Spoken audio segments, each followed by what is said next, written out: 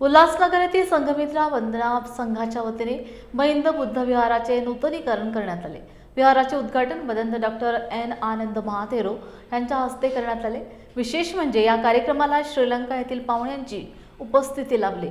यावेळी संघमित्रा वंदना संघाच्या महिला शुभ्र वस्त्र परिधान करून मोठ्या संख्येने उपस्थित होते। मदंत डॉक्टर एन आनंद महाथेरो यांनी सांगितले की महाबोधी महाविहार सरकारने लवकरात लवकर बौद्धांच्या ताब्यात देऊन प्रश्न मिटवावा। महामहिंद इंटरनॅशनल धम्मदूत सोसायटीच्या या संघमित्रा वंदना संघाच्या मार्फत त्यांच्या म्हणजे महान दानाने हे महिंद विहाराचे आपलं हे भव्य दिव्य विहाराचे नूतनीकरण झाले।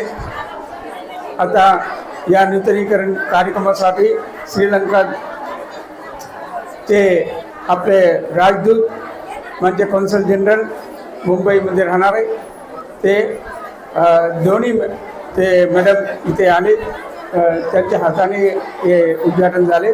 हे बुद्ध विहार, आता या विहारामध्ये भिक्खू संघ वास्तव्य करतात। आता जिथे जिथे विहारमध्ये भिक्खू संघ आहे म्हणजे ते विहार टिकणार आहे, नसेल तर नंतर कोणी म्हणेल हे विहार तुमचा नाही आहे आमचा म्हणून कोणी ते बौद्ध नसणारे लोक हस्तक्षेप करण्याची शक्यता आहे। जे जगप्रसिद्ध ते बुद्धगया, ज्या ठिकाणी बुद्धाने बुद्धत्व प्राप्त केले अशा महान ठिकाणी ते बुद्धांचे आहे, बौद्धांचे आहे, दुसऱ्यांचे नाही। परंतु ते दुसरे मतवाले ते लोक असं जाऊन बसले आणि त्यांचे कधी कधी यज्ञ होम वगैरे करतात, फार निंदनीय आहे।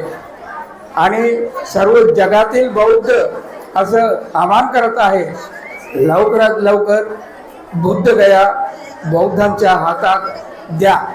आणि ते आतापर्यंत या सरकारने अजून ते कार्य केले नाही। आम्ही या सरकारला